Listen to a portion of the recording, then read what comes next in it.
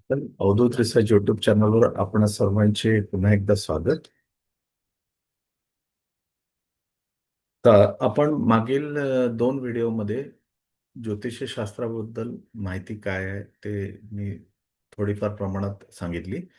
मागील व्हिडिओमध्ये आपण 12 राशींचे संपूर्ण समयचक्र जसे सांगितले होते. संपूर्ण चक्र रवीचे 1 वर्ष असतं. चंद्राचं 27 दिवस असतं. मंगळ 18 महिने, बुध 1 वर्ष, गुरु 12 वर्ष, शुक्र 1 वर्ष, शनी 30 वर्ष, राहू आणि केतू 18 वर्ष. तर आपण इथपर्यंत शिकलो होतो आणि वरील गती काही वेळा थांबते. याचे कारण या ग्रहांची पृथ्वीवरून दिसणारी सूर्य सापेक्ष स्थिती आहे. या स्थितीत पृथ्वीवर हे ग्रह पाहिले तर हे पाठीमागे चालत असलेले दिसतात. ही स्थिती थोडा काळ असते, नंतर यांची गती सामान्य होते. ग्रहांची ही पाठीमागे जाण्याची गतीला रेट्रोग्रेशन, वक्रीभवन म्हणतात. तर राहू केतू नेहमीच वक्री असतात. रवी व चंद्र कधीच वक्री होत नाहीत. बुध, शुक्र, मंगळ, गुरु व शनी मार्गातून वक्री व वक्रीतून मार्गी होतात, तेव्हा त्यांची गती काही दिवस शून्य असते. तर राशीचा अर्थ आहे समूह. ज्योतिषशास्त्रात काही विशिष्ट ताऱ्यांच्या समूहाला राशी म्हणतात.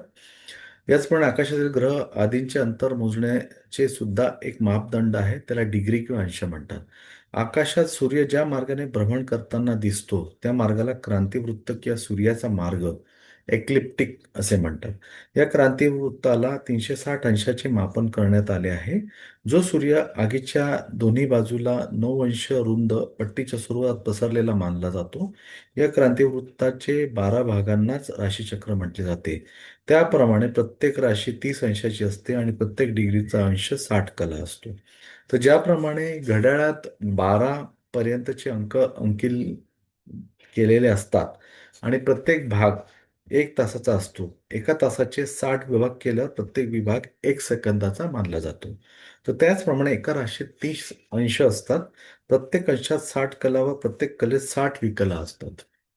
तर आपणास कोणी किती वाजले असे विचारले आणि तुम्ही म्हणाल 2 वाजून 5 मिनिटे आणि 10 सेकंड झाले आहेत, तर याचा अर्थ असा होईल की सूर्य आकाशात इतका वर गेलाय. घड्याळाची वेळ सूर्याप्रमाणे असते आणि तो सूर्याची स्थिती दर्शवितो. वेळ पाहण्याच्या परंपरेवर जर दृष्टी टाकली तर एकेकाळी लोक खेडेगावातून आजही कित्येक लोक रात्रीची सप्तशीरची स्थिती आणि दिवसा सूर्याची स्थिती पाहून वेळ सांगायचे. अगदी अशीच पद्धती ज्योतिष्य गणनेवरून प्रत्येक ग्रहाची स्थिती सांगता येते. इथे उदाहरणाद्वारे मंगळाची स्थिती सांगितली आहे. मंगळ 4 राशी 8 अंश 10 कला 20 विकलावर आहे. याचा अर्थ काय होतो, तर मंगळ 4 राशी पूर्ण भोगून 5व्या राशीत 8 अंश 10 कला 20 विकला चालत आलेला आहे. तर ज्योतिषशास्त्रीय भाषेत ही स्थिती अशी दर्शवली जाते. मंगळ स्पष्ट 4.8-10-20. तर अशा पद्धतीने दर्शवलं जाते. तर हे एक मंगळाचं त्यांनी एक उदाहरण दिलेलं आहे. आपण आता राशीवर जाऊ.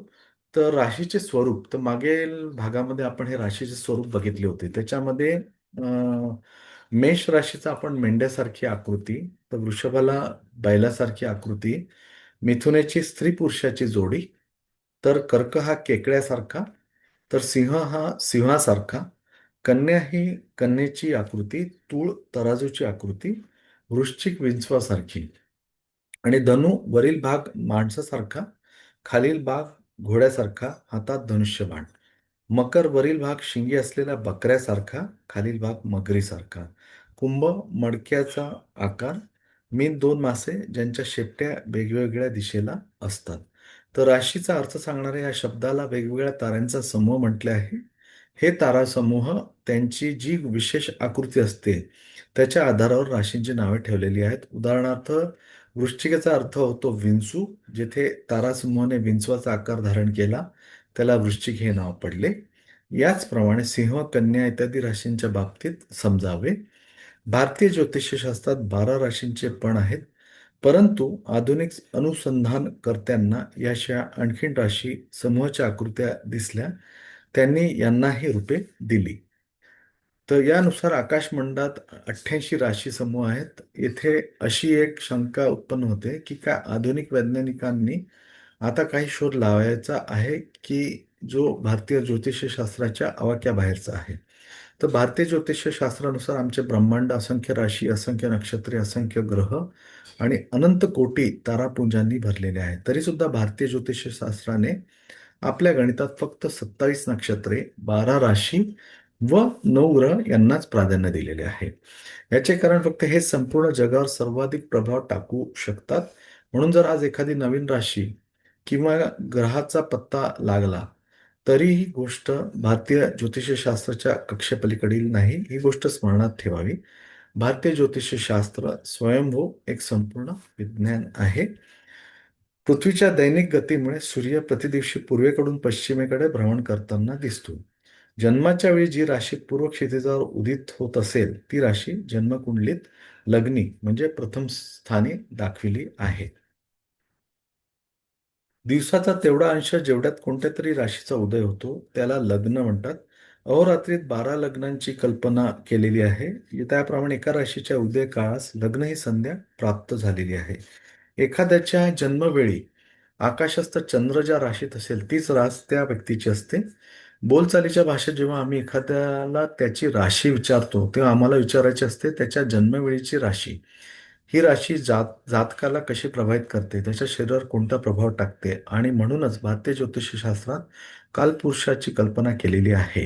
वेगवेगळ्या राशीच्या आधारावर जन्मदिनाच्या वेळी जे लग्न असेल त्याचे पुरुष अंगावरील शुभाशुभ फले पुढील प्रमाणे आहेत. या व्यतिरिक्त ग्रहांच्या स्वभावाचा परिणाम देखील जातकाच्या स्वभावावर होतो.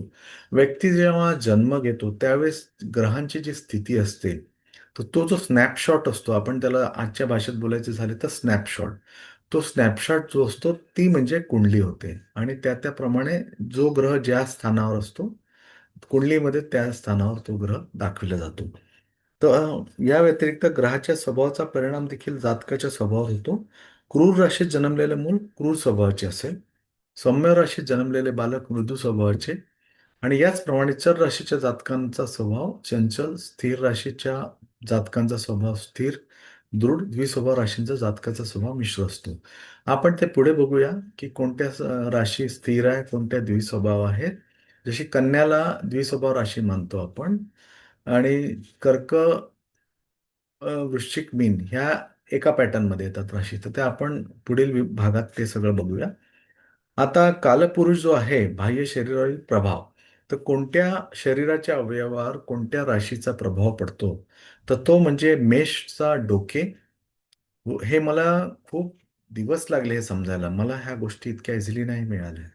तर मेषचे डोके, वृषभ गळा भाऊ, मिथुन हृदय, कर्क पोट, सिंह कंबर, कन्या जनेंद्रिय, तूळ गुदा, वृश्चिक जांघा कुल्हे, तर धनु हे गुडघे, मकर गुडघ्याखालचा भाग, कुंभ पिंढऱ्या, मीन पाय.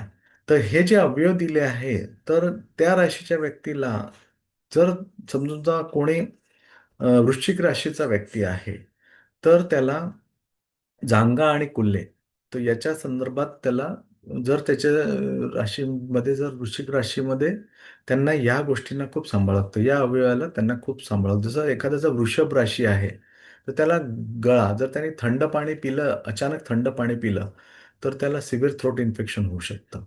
तर या राशींचे हे बाह्य शरीरावरील प्रभाव या अवयवावर व्यक्तीच्या होतात. अशा पद्धतीने आपण 12 राशींचे कोणत्या राशीचा कोणत्या अवयवावर प्रभाव होतो ते बघितले. आतील शरीरावर प्रभाव, तर मेष हा मेंदू, वृषभ कंठ आणि टॉन्सिल्स, मिथुन फुफ्फुस श्वास संबंधी, कर्क हृदय, सिंह पाचन शक्ती, कन्या आतडी पोटातील खालचा भाग, तूळ गुर्दे, वृश्चिक मूत्रेंद्रिय जननेंद्रिय, धनु स्नायुमंडल रक्तवाहिन्या, मकर हाडे व सांधे, कुंभ रक्त व रक्तप्रवाह, मीन शरीरातील कफोत्पाद. तर अशा पद्धतीने हे आपण आतील शरीरावरील प्रभाव या व्हिडिओद्वारे बघितले. आता अमावस्या व पौर्णिमाबाबत थोडे सांगायचे आहे. बहुधा ज्या दिवशी पूर्ण चंद्र दिसेल ती पौर्णिमा आणि खरे उत्तर पाहिल्यास आम्हाला पुन्हा चंद्र, सूर्य, पृथ्वी यांच्यातील अंतराचा आधार घ्यावा लागेल. या तिघांचे अंतर डिग्री किंवा अंशाने मोजले जाते. तर ज्योतिष शास्त्रानुसार सूर्य व चंद्राच्या अंतर मोजणीस तिथी म्हणतात. चंद्र व सूर्य किती अंतरावर आहेत याचे ध्यान तिथीवरूनच मिळते. तर पृथ्वी सूर्याच्या सभोवती फिरते आणि चंद्र पृथ्वीभोवती फिरतो. या दरम्यान पृथ्वीपासून चंद्र व सूर्य एकाच डिग्रीवर असलेले दिसतात. तर कधी 180 अंश डिग्रीवर. जेव्हा दोन्ही एकाच डिग्रीवर दिसतात तेव्हा अमावस्या, आणि जेव्हा दोहोत 180 अंशाचे अंतर असते तेव्हा पौर्णिमा होते. असे महिन्यात एकदा घडते. तर 30 दिवसात एकदा अमावस्या व एकदा पौर्णिमा येते. याचा अर्थ अमावस्या व पौर्णिमा या ठराविक वेळ लागतो. हे क्रमिक अंतर दर्शवणारी तिथी असते. पौर्णिमेकडून अमावस्येकडे जाणारा कृष्ण पक्ष व अमावस्येकडून पौर्णिमेकडे जाणारा शुक्ल पक्ष मानला जातो. तर साधारण भाषेत आम्ही असे म्हणू शकतो की जेव्हा चंद्र वाढतो तेव्हा शुक्ल पक्ष, आणि जेव्हा चंद्र घटतो तो कृष्ण पक्ष. ज्योतिषशास्त्रात दोन्ही पक्ष आणि अनुक्रमे मुदी आहे. वद्य असा शब्दप्रयोग प्रचारात आहे. शुक्ल पक्ष उजेडाचा पक्ष, यासाठी शुद्ध, व काळोखाचा पक्ष म्हणजे वद्य. तर शुक्ल पक्ष अंशासह तिथी 1 ते 15 तारीख जर आपण धरली तर पहिली ही प्रतिपदा, दुसरी द्वितीया, तिसरी तृतीया, चतुर्थी चौथी, पंचमी पाचवी, षष्ठी सहावी, सप्तमी सातवी, अष्टमी आठवी, नवमी नऊ, दहावी दशमी, अकरावी एकादशी, बारावी द्वादशी, त्रयोदशी चतुर्दशी, मग पुन्हा पौर्णिमा. मग त्यानंतर कृष्ण पक्ष अंशासह बघितले तर पुन्हा प्रतिपदा ते 30व्या दिवशी, म्हणजे पहिल्या दिवशी प्रतिपदा राहील. मग ते असंच प्रतिपदा, द्वितीया, तृतीया, चतुर्थी, पंचमी करता करता 15व्या दिवशी अमावास्या येईल. तर तसे पाहिले तर साधारणपणे चांद्रमासात 30 तिथी असतात. पण कधी कधी या तिथी कमी होतात. तर वर्षाच्या बाबतीत सुद्धा असे होते. 12 चंद्रमासाचे एक वर्ष होते. हेच वर्ष 12 महिन्याचे असते, परंतु चंद्रवर्ष आणि सौर वर्षाच्या दिवसात अंतर राहते. चंद्र अंदाजे 354 दिवसात पृथ्वीच्या 12 प्रदक्षिणा करतो. सूर्य 365 दिवस 15 तास 22 पदे व 57 दिवसातून आपले भ्रमण पूर्ण करतो. अशा रीतीने दोन्ही जवळपास 11 दिवसाचे अंतर येते. हे अंतर संपविण्यासाठी मलमास अधिक मासची व्यवस्था करण्यात आली आहे. या महिन्यालाच पुरुषोत्तम मास सुद्धा म्हणतात. तर इस्लाम धर्मात अशी मान्यता नसल्याने चंद्रमासाच्या हिशोबाने त्यांचे ताजिये आणि रोजे कधी थंडीत तर कधी उन्हाळ्यात होतात.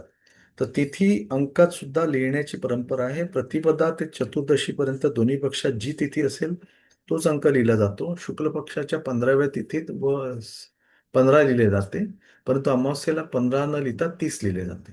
तर महिन्याच्या शेवटच्या 30व्या दिवसाचा सांकेतिक अंक 30 आहे. मतांतरे 16 तिथी सुद्धा मानल्या जातात. प्रतिपदा ते चतुर्थीपर्यंत 14, पौर्णमासी 15 आणि अमावस्या 16. अशा स्थिती सुद्धा एका पक्षात 15 तिथी व 2 पक्षात 30 तिथी झाल्या. तिथीला मती सुद्धा म्हटले जाते. तिथीच्या अर्ध्या भागाला करण म्हणतात. एका चंद्रमासात 30 तिथी असतात म्हणून 60 करण झाले, आणि एका तिथीत 12 अंश असतात म्हणजेच एक करण 6 अंश असा होतो. तर एकूण 11 करण असतात. 4 तीर 7 चर. ते आपण किसणून शकून, चतुष्पद व नाग हे स्थिर करण आहेत. हे महिन्यात फक्त एकदाच येतात. बाकीचे 7 चरकरण यथा बव, पालव, कौलव, तैतील, गरज, वाणीस आणि विष्टीची 8 वेळा आवृत्ती होते. याप्रमाणे 7 द 8 बरोबर 56 + 4 तर 60 करण बनतात. 7वे चरकरण दिष्टीला भद्रा म्हणतात. ही भद्रा शुभ कार्याला वर्ज्य मानली जाते. तर अशा पद्धतीने आपण पंचांगावरील थोडीफार माहिती बघितली. मला वाटतं हा व्हिडिओ, बाकीच्या गोष्टी ज्या आहेत त्या आपण पुढील भागात शिकूया. आतापर्यंत जेवढं शिकलो आहोत ते तुम्ही व्हिडिओ पुन्हा पुन्हा बघाल. पॉज करून तुम्ही ते व्हिडिओ बद्दल माहिती घ्याल, लिहून घ्याल, तर बरे होईल. जेणेकरून तुम्हाला आतापर्यंत जेवढे मी, हे पूर्ण थेओरेटिकल आहे, त्याच्यामध्ये असं प्रॅक्टिकल नाही आहे. त्यामुळे ते तुम्हाला सारखे सारखे व्हिडिओ बघितल्यावरच लक्षात येईल. तेवढे बोलून मी माझा व्हिडिओ इथेच थांबवितो. व्हिडिओ आवडल्यास लाईक करा, शेअर करा. धन्यवाद. थँक्यू.